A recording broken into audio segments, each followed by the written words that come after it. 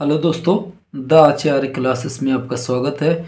तो मैं भौतिक विज्ञान का आपको पेपर सेट लगवा रहा हूँ। ठीक है, 2024 का पहला सेट 346 एफएस। ठीक है, इसकी 2 क्लास अपलोड कर दी गई है। अगर आपने अभी तक नहीं देखा है तो आप ज़रूर देख लीजिए। ठीक है, बहुविकल्पी जो वीडियो आपको बनाया हूँ उसमें 42 क्वेश्चन टोटल थे। उसके बाद जो इसकी पहली वीडियो बनाया उसमें कुछ क्वेश्चन, उसके बाद दूसरी वीडियो में कुछ क्वेश्चन थे। और आज की इस वीडियो में जो हम बात करेंगे, इसमें हम लोग बात करेंगे, देखिए क्वेश्चन नंबर आप लोग देखेंगे तो क्वेश्चन नंबर ये 5 का से। ठीक है, जो कि 3 नंबर का क्वेश्चन पूछा जाता है और इसको आपको हम आराम से समझाएंगे। अगर ना समझ में आए तो फिर आप कमेंट करिएगा, आपको और डीपली से समझाया जाएगा। ठीक है दोस्तों, तो चलिए क्वेश्चन हम शुरू करते हैं। देखिए, व्यतिकरण को परिभाषित कीजिए। संपोषी व्यतिकरण तथा विनाशी व्यतिकरण की दशाएं लिखिए। ठीक है, तो देखिए सबसे पहला क्वेश्चन है व्यतिकरण की परिभाषा। ठीक है, तो यहाँ पे आप लोग देख सकते हैं, मैं पहले से लिख रखा हूँ ताकि वीडियो काफ़ी लंबी ना हो, नहीं तो वीडियो बहुत ज़्यादा लंबी हो जाएगी। तो देखिए व्यतिकरण क्या होता है। तो देखिए जब किसी माध्यम में एक ही आवृत्ति की 2 तरंगे एक साथ एक ही दिशा में चलती है तो माध्यम के कुछ बिंदुओं पर परिणामी तीव्रता अधिकतम तथा कुछ जगह न्यूनतम होती है। इस घटना को तरंगों का व्यतिकरण कहते हैं या व्यतिकरण कहते हैं। अब जैसे आप लोग देख सकते हैं ये चित्र, ठीक है, ये 2 तरंगे एक साथ चल रही है। तो ये देखिए एक साथ ऊपर जा रही है और एक साथ नीचे आ रही है। तो यहाँ पर इसकी जो परिणामी तीव्रता होगी वह अधिकतम होगी, उसके बाद जैसे नीचे आएगी कम होगी। इसका अगर आप चित्र देखेंगे विनाशी का, तो इसका जो चित्र बनेगा वो बनेगा ऐसे। ये तरंग ऐसे आएगी, ये नीचे से ऐसे जाएगी। ठीक है, ये ऐसे इस प्रकार विनाशी का बनता है।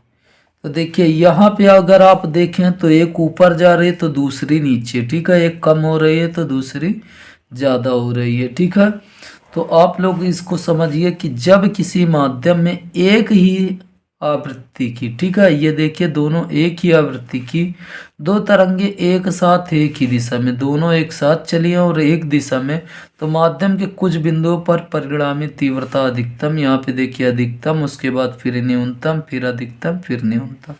ठीक है, वो तो इस घटना को क्या कहेंगे, तरंगों का व्यतिकरण। अब देखिए संपोषी व्यतिकरण क्या है। तो याद रखिए व्यतिकरण की घटना में जिन बिंदुओं पर परिणामी तीव्रता अधिकतम होती है, ठीक है, आपको सिर्फ यहाँ पे याद रखना है परिणामी तीव्रता अधिकतम होती है, उन बिंदुओं पर हुए व्यतिकरण को संपोषी व्यतिकरण कहते हैं। आप लोग छोटी छोटी परिभाषा आसानी से याद कर सकते हैं। अब देखिए संपोषी का चित्र है, ठीक है, यहाँ पे अधिकतम हो रहा है, ठीक है, उसके बाद न्यूनतम। तो यहाँ पे आप देखिए विनाशी व्यतिकरण क्या है। तो व्यतिकरण की घटना में जिन बिंदुओं पर परिणामी तीव्रता न्यूनतम होती है, तो संपोषी में याद रखिए क्या होती है, अधिकतम होती है, और इसमें न्यूनतम होती है। तो उन बिंदुओं पर हुए व्यतिकरण को क्या बोलते हैं, विनाशी व्यतिकरण। ठीक है, अब देखिए जहां पर अधिकतम होती है वहां पे दीप्त फ्रिंज बनती है। दीप्त फ्रिंज का मतलब चमकीला बनेगा, वहां पे दिखाई देगा। ठीक है, और जहां पे अदीप्त बनेगा, ठीक है, अदीप्त फ्रिंज, वहां पे काला दिखाई देगा। ठीक, तो यहाँ पे कलांतर भी दिया है। कलांतर अगर आप देख सकते हैं फाई बराबर 0, 2 पाई, 4 पाई, उसके बाद फिर 6 पाई और ये 2 पाई n तक। ठीक है, उसके बाद इसमें अगर आप देखेंगे विषम, एक में सम दूसरे में विषम, ये याद रखिए आप लोग। चलिए अब अगला देखिए क्वेश्चन। अगला क्वेश्चन क्या है आप लोग देख सकते हैं, ये देखिए ऑक्सीजन। ठीक है, ऑक्सीजन का परमाणु द्रव्यमान इतना दिया है, उसके बाद इसकी प्रति न्यूक्लियॉन बंधन ऊर्जा ज्ञात कीजिए। इलेक्ट्रॉन का द्रव्यमान 0.0055 AMU। ठीक है, उसके बाद यहाँ पे प्रोटॉन का भी दिया है, न्यूट्रॉन का। तो चलिए इसका न्यूमेरिकल आप लोग देखिए। तो आप लोग देख सकते हैं ये न्यूमेरिकल मैंने हल करके रखा है, ठीक है। आप लोग इसको हल कर लीजिए। बाकी इसमें देखिए नाभिक का जो द्रव्यमान होता है, याद रखिए परमाणु के द्रव्यमान में से, ठीक है, जो चीज़ दिया रहता है उसको हम घटा लेते हैं। जैसे यहाँ पे दिया ऑक्सीजन, तो ऑक्सीजन का द्रव्यमान हम घटा लेते हैं। अब देखिए यहाँ पे दिया है परमाणु का द्रव्यमान, ठीक है, ऑक्सीजन के परमाणु का द्रव्यमान कितना दिया है 16। अब ये चाहे 4 जीरो लगाओ या 5 जीरो, इसका कोई मतलब नहीं होता, लेकिन हम आपको समझाने के लिए ऐसे लिख दिए हैं, ठीक है। बाकी ये केवल लिखा है 16 ही, ये 4 जीरो से कोई मतलब नहीं है। उसके बाद देखिए 8 इलेक्ट्रॉन का द्रव्यमान, मतलब इसमें टोटल कितने 8 इलेक्ट्रॉन। उसके बाद देखिए यहाँ पे इलेक्ट्रॉन का द्रव्यमान क्वेश्चन में दे रखा है, इलेक्ट्रॉन का द्रव्यमान जितना है तो इलेक्ट्रॉन के द्रव्यमान की जगह हम इससे गुणा कर देंगे। तो इसका जब गुणा करेंगे तो देखिए 8 45 होता है, 8 45 4 44, ठीक है। अब 16 में से अगर हम 0.0044 घटाएंगे तो ये आएगा देखिए 15.956, ठीक है। उसके बाद आप देख सकते हैं ये आ गया। अब न्यूक्लियनों का द्रव्यमान, न्यूक्लियनों का मतलब क्या होता है, तो याद रखिए न्यूक्लियनों का मतलब होता है न्यूट्रॉन और प्रोटॉन, ठीक है, न्यूट्रॉन और प्रोटॉन। न्यूक्लियनों का मतलब होता है न्यूट्रॉन और प्रोटॉन का द्रव्यमान। तो देखिए 8 प्रोटॉन होंगे, 8 ही न्यूट्रॉन होंगे, ठीक है। आपको पता है कि प्रोटॉनों की संख्या बराबर इलेक्ट्रॉनों की संख्या बराबर न्यूट्रॉनों की संख्या, ठीक है, तीनों बराबर। तो यहाँ पे आप देख सकते हैं यहाँ पे टोटल कितने, आप देख सकते हैं यहाँ पे 8 प्रोटॉन दिया और 8 न्यूट्रॉन, ठीक है। न्यूट्रॉन कैसे निकालते हैं, तो द्रव्यमान संख्या में से प्रोटॉन की संख्या हम घटा देते हैं तो आ जाता है, ठीक है। बाकी तीनों बराबर नहीं होते, तीनों बराबर होते हैं परमाणु क्रमांक, इलेक्ट्रॉनों की संख्या और प्रोटॉनों की। न्यूट्रॉनों की संख्या नहीं अलग समान होती, ठीक है, ये अलग होती। अब देखिए यहाँ पे हमने रखा 8 प्रोटॉन का द्रव्यमान क्वेश्चन में दे रखा है। प्रोटॉन का द्रव्यमान देख सकते हैं ये दिया है तो इतना लिख दिए। उसके बाद देखिए 8 न्यूट्रॉन का द्रव्यमान, तो याद रखिए देखिए न्यूट्रॉन का जो द्रव्यमान दिया ये दिया तो ये रख दिए। अब इसका जब इसमें गुणा करेंगे तो इतना आएगा और इसका इसमें गुणा करेंगे तो इतना आएगा, ठीक है। अब दोनों को जोड़ देंगे, देखिए 8 8 16 हो जाएगा, बाकी इधर दशमलव वाला आप जोड़ सकते हैं, ठीक है। उसके बाद देखिए द्रव्यमान क्षति हम निकालेंगे। क्या निकालेंगे, द्रव्यमान क्षति। देखिए ये आप एक बार में इसको डायरेक्टली नहीं निकाल सकते हैं, निकालेंगे तो काफ़ी कन्फ्यूजन हो जाएगी, इसलिए इसे 3-4 स्टेप में निकाला जाता है। अब देखिए द्रव्यमान जो क्षति होती है वह न्यूक्लियनों के द्रव्यमान में से नाभिक का द्रव्यमान घटा देते हैं, ठीक है। न्यूक्लियनों का द्रव्यमान का मतलब होता है न्यूट्रॉन और प्रोटॉन के द्रव्यमान में से आप नाभिक का द्रव्यमान घटा देंगे। तो यहाँ पे आप देख सकते हैं न्यूक्लियनों का द्रव्यमान इतना टोटल। उसके बाद नाभिक का द्रव्यमान, किसका, नाभिक का द्रव्यमान, तो याद रखिए ये आप देख सकते हैं ऊपर नाभिक का द्रव्यमान निकाला गया है। तो देखिए यही मान, ठीक है, ये नाभिक का द्रव्यमान, इसी को हम यहाँ पे उठा के रख देंगे। अब 16 में से 15 जाएगा, बाकी ये देख सकते हैं छोटी बड़ी, तो इसको घटाएंगे तो इतना आ जाएगा, ठीक है। इसमें से टोटल में से इतना घटाएंगे तो ये आ जाएगा। अब तुल्य बंधन ऊर्जा जो होती है, ठीक है, तुल्य बंधन ऊर्जा जो होगी द्रव्यमान क्षति, ठीक है, क्या द्रव्यमान क्षति और एक AMU, ठीक है, एटॉमिक मास यूनिट, ठीक है, परमाणु द्रव्यमान संख्या, ठीक है, उसके आधार पे ये हम इसका मान रख देते हैं। इसका मान अगर आप देखें तो कितना 931 मेगा इलेक्ट्रॉन वोल्ट, ये देखिए ऊपर दिया है 831 मेगा इलेक्ट्रॉन वोल्ट। तो यहाँ पे AMU की जगह हम रख देंगे, ठीक है, AMU की जगह हमने रख दिया कितना, जो दिया था 931। अब इसका दोनों का गुणा करेंगे तो आ जाएगा 127.5, ये 47। अब प्रति न्यूक्लियन बोला है तो प्रति न्यूक्लियन बंधन ऊर्जा जो होगी वह तुल्य बंधन ऊर्जा का, ठीक है, हम 16 से भाग दे देंगे। 16 से भाग क्यों, क्योंकि द्रव्यमान संख्या इसकी कितनी 16, तो यहाँ से अगर हम भाग दे देंगे तो ये आ जाएगा मेगा इलेक्ट्रॉन वोल्ट, ठीक है, 7.97 मेगा इलेक्ट्रॉन वोल्ट, ठीक है, प्रति न्यूक्लियन।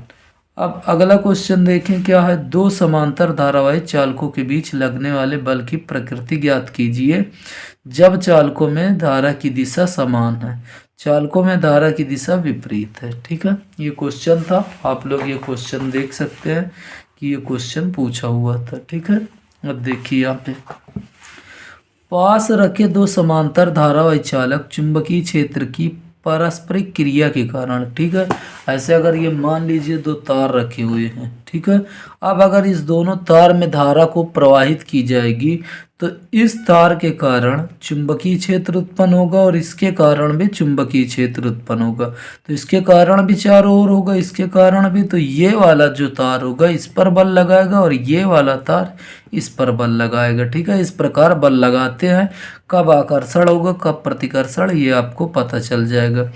देखिए जब दो पास रखे तारों में धारा प्रवाहित की जाती है तो इसमें चुंबकीय क्षेत्र उत्पन्न हो जाता है। चुंबकीय क्षेत्र उत्पन्न होने के कारण इस तार के कारण इस पर एक बल लगता है, ठीक है, और इस तार के कारण इस पर। तो जब दोनों में अगर धारा की दिशा समान है, दोनों में धारा की दिशा समान है तो आकर्षण बल लगेगा, ये दोनों के बीच आकर्षण, ये पास जाएंगे। ठीक है, और जब यहाँ पे विपरीत दिशा होंगे तो ये एक दूसरे से दूर जाएंगे। ठीक, तो ये आप पढ़ सकते हैं पूरा। ठीक, पास रखे दो समांतर धारावाही चालक चुंबकीय क्षेत्र की पारस्परिक क्रिया के कारण एक दूसरे पर बल लगाते हैं।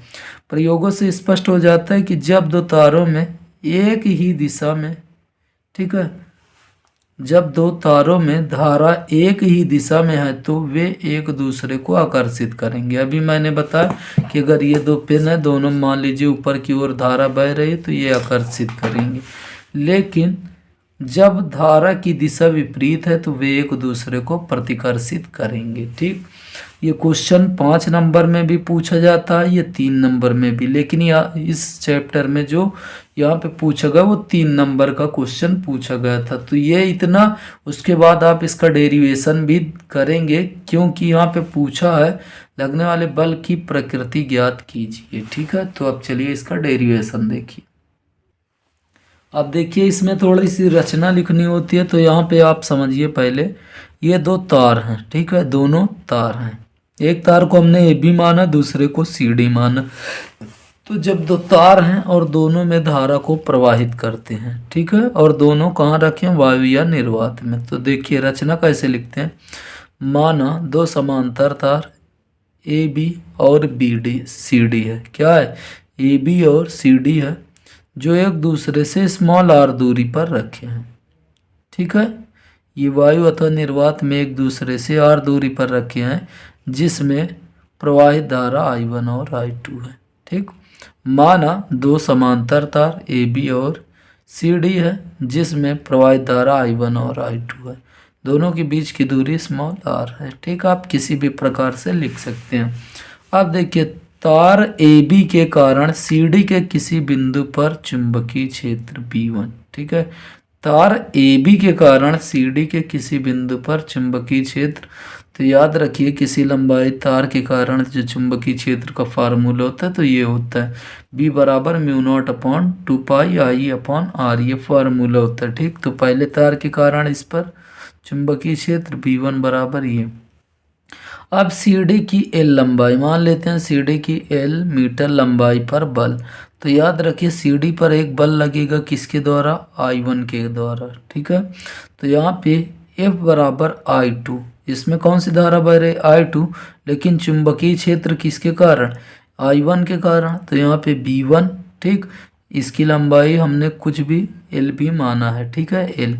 अब यहाँ पे साइन थीटा, क्योंकि देखिए ये धारा की जो दिशा है ये चुंबकीय क्षेत्र के ऐसे लंबवत होगी, लंबवत होने के कारण यहाँ पे थीटा का मान कितना, 90 डिग्री।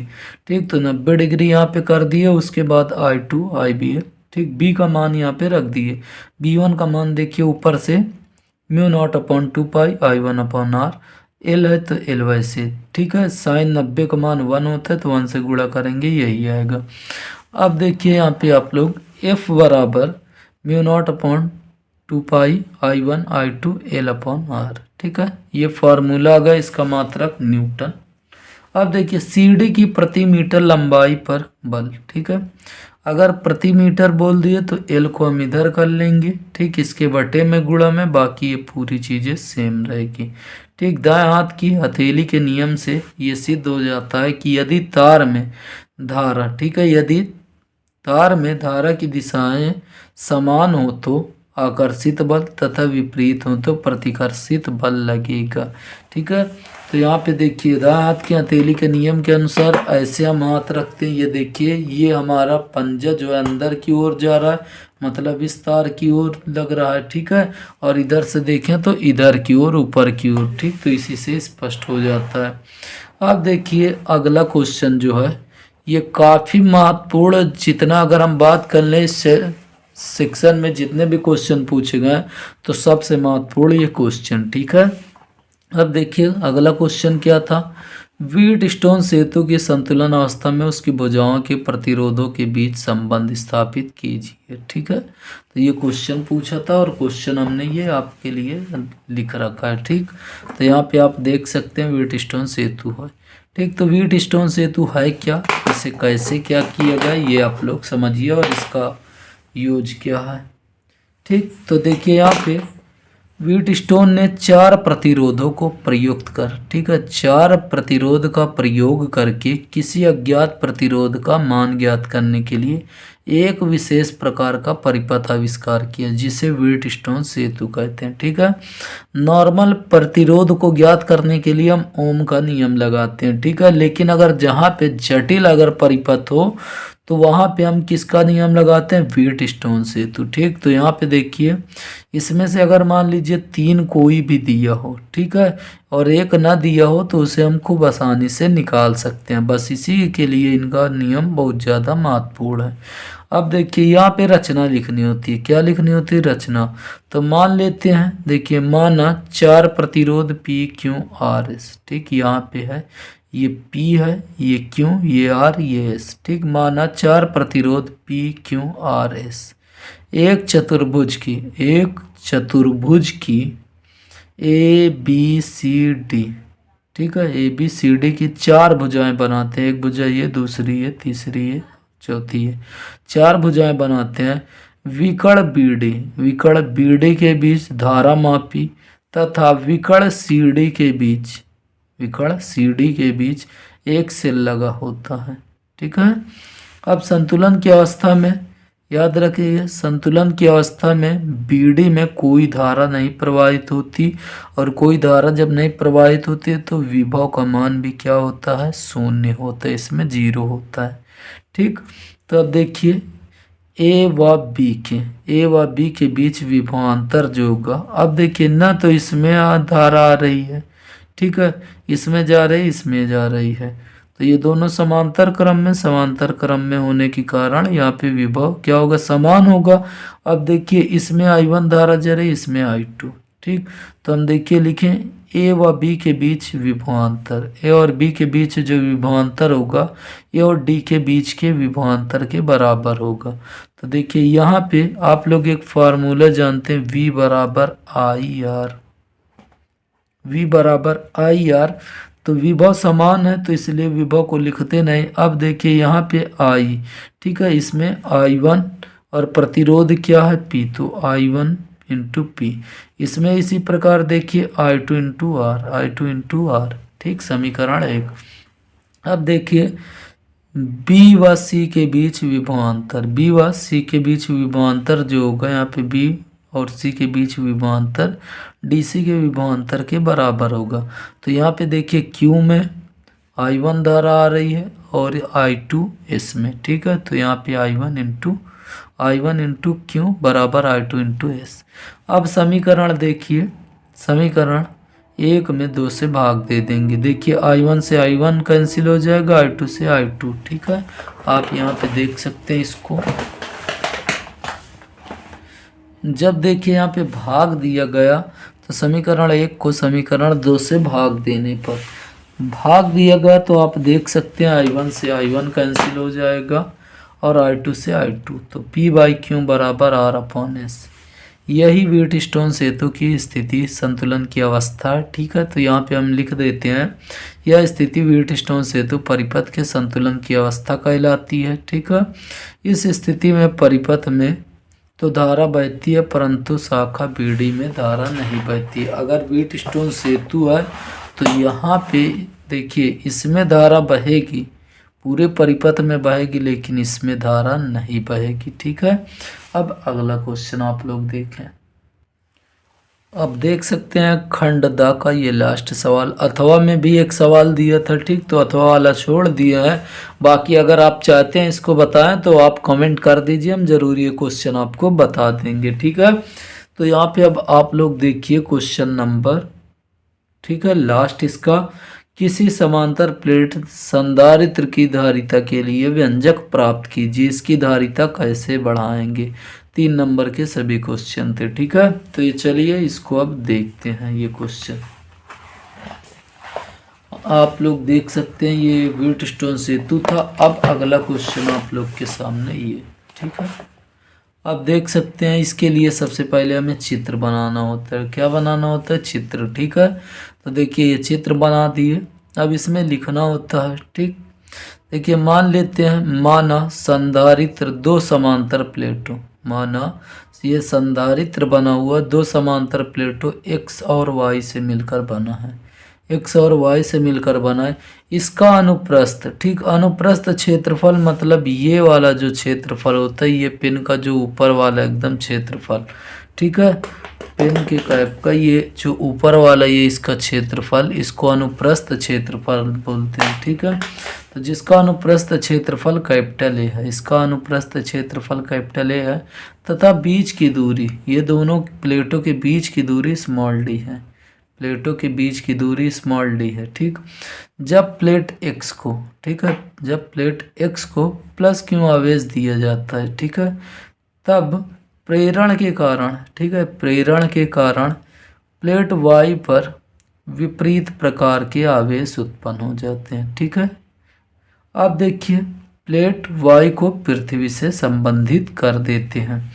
अब देखिए प्लेटों का जो पृष्ठीय आवेश घनत्व वो सिग्मा है, प्लेटों का पृष्ठीय आवेश घनत्व एक x का प्लस और इसका y है। ठीक है, ये रचना थी, बाकी अब आप लोग समझेंगे। प्लेटों के बीच वैद्युत क्षेत्र की जो तीव्रता होगी, याद रखिए आप लोग पहले चैप्टर में पढ़े होंगे, नहीं दूसरे चैप्टर में, प्लेटों के बीच वैद्युत क्षेत्र की जो तीव्रता होती है ये बराबर सिग्मा अपॉन के एप्सिलॉन नॉट। के क्या है? अगर माध्यम इसके अंदर होगा तो दोनों प्लेटों के बीच अगर परावैद्युतांक माध्यम तो वहाँ पे के। ठीक है, तो देखिए ये बराबर सिग्मा अपॉन के एप्सिलॉन नॉट। ठीक, प्लेटों के बीच विभवांतर का फार्मूला होता है, ठीक है, विभवांतर का फार्मूला होता है वी बराबर ई डी। क्या होता है? वी बराबर ई डी। ई का मान यहाँ से सिग्मा से उठा के रख देंगे, ये सिग्मा अपॉन के एप्सिलॉन नॉट, और इनटू क्या है? डी, तो यहाँ पे डी। उसके बाद आप लोग देखिए संधारित्र की धारिता, संधारित्र की धारिता का फार्मूला होता है सी बराबर क्यू अपॉन वी। क्या होता है? सी बराबर क्यू अपॉन वी, और देखिए यहाँ पे क्यू बराबर सी बराबर क्यू अपॉन वी। वी का मान देखिए यहाँ से रख दिया गया, देखिए क्यों, वैसे वी का मान सिग्मा डी अपॉन के एप्सिलॉन नॉट। अब देखिए पृष्ठीय आवेश घनत्व का फार्मूला क्या होता है? एकांक पृष्ठ पर उपस्थित आवेश की मात्रा पृष्ठीय आवेश घनत्व कहलाता है। तो यहाँ पे देखिए ये ए का मान आप देख सकते हैं सिग्मा, ठीक, सिग्मा बराबर क्यू अपॉन ए। तो यहाँ पे जहाँ पे लिखा है सिग्मा, इसकी जगह रखना क्यों, और बटे में क्या आ जाएगा? ए। ठीक है, यहाँ पे रखें, देखिए क्यू डी, अब बटे में क्या है? यहाँ पे ए है तो इसी में आ जाएगा ए। ठीक, क्यों से क्यों कैंसिल। अब देखिए इसके नीचे 1 मान लेते हैं, बीच वाले का बीच में गुणा और लास्ट वाले को ऊपर वाले में, तो ये ऊपर चला गया। ठीक है, बचा क्या? केवल डी। ठीक, वायु अथवा निर्वात के लिए के का मान कितना होता है? 1 होता है, तो इसलिए सी बराबर A epsilon not upon D. ठीक है, अब आपसे क्वेश्चन जो यही देखिए फॉर्मूला है, हम यहाँ पे लिख लेंगे नीचे, क्या लिखेंगे? यही समांतर प्लेट संधारित्र के लिए धारिता का व्यंजक है। ठीक, आप लिख लेंगे यही समांतर प्लेट संधारित्र की धारिता के लिए व्यंजक का सूत्र है।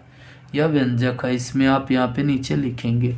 अब आगे क्वेश्चन देखिए, बोला था इसकी धारिता कैसे बढ़ाएंगे। तो देखिए किसी की अगर बढ़ानी या घटानी हो तो फार्मूला देखिए, उससे ही आपको पता चल जाएगा। अब देखिए यहाँ पे फार्मूला दिया है, देख सकते हैं ये फार्मूला। तो फार्मूला से आप समझ जाइए। देखिए ऊपर अगर जो भी चीज़ लिखा होता है बटे में नहीं होता तो उसका मतलब एक बढ़ेगा तो दूसरा भी बढ़ेगा, ठीक है। एक बढ़ेगा इधर तो ये भी बढ़ेगा, या तो ये बढ़ेगा तो ये बढ़ेगा। लेकिन वही अगर बटे में होता है तो अगर ये बढ़ेगा तो ये घटेगा, और ये बढ़ेगा तो ये घटेगा, ठीक। तो आप लोग इतना याद रखना है। तो यहाँ पे आप देख सकते हैं कि प्लेटों का क्षेत्रफल, ठीक है, प्लेटों का क्षेत्रफल बढ़ाने पर संधारित्र की धारिता का मान बढ़ जाता है, पहला पॉइंट, ठीक है। तो इसमें याद रखिए, लिखेंगे समांतर प्लेट संधारित्र की अनुप्रस्थ क्षेत्रफल का, ठीक है, अनुप्रस्थ क्षेत्रफल बढ़ाने से धारिता बढ़ जाएगी, ठीक। दूसरा उसके बाद आप देखेंगे यहाँ पे के होगा, ठीक है, ये क्या होगा, यहाँ पे के होगा। तो देखिए यहाँ पे माध्यम है, ठीक है। अगर प्लेटों के बीच हम लिखेंगे, प्लेटों के बीच परावैद्युतांक की पट्टी भर देने पर धारिता का मान बढ़ जाता है, ठीक है। तो अगर किसी प्लेट के बीच अगर कोई परावैद्युतांक पदार्थ रखा हुआ है तो उसकी धारिता बढ़ जाएगी, ठीक। तीसरा आप देखिए, प्लेटों के बीच की दूरी कम करने पर धारिता का मान बढ़ेगा, कम करने पर धारिता का मान बढ़ेगा, ठीक है। तो दोस्तों देखिए, आज की इस वीडियो में हमने आपको 5 क्वेश्चन बताया, ठीक है। अब अगली वीडियो में जो हम बात करेंगे खंडदा की बात करेंगे, ठीक है। किसकी बात करेंगे, खंडदा की बात, वो सॉरी खंडिया की बात करेंगे। और अगर आप इसी प्रकार चाहते हैं कि आपके लिए हम वीडियो बनाते रहें तो आप प्लीज़ इस वीडियो को लाइक कीजिए, शेयर कीजिए और चैनल को सब्सक्राइब कीजिए। फिर आपसे मिलते हैं अगले वीडियो में इसके आगे के क्वेश्चन के साथ। तब तक के लिए दोस्तों जय हिंद, जय भारत।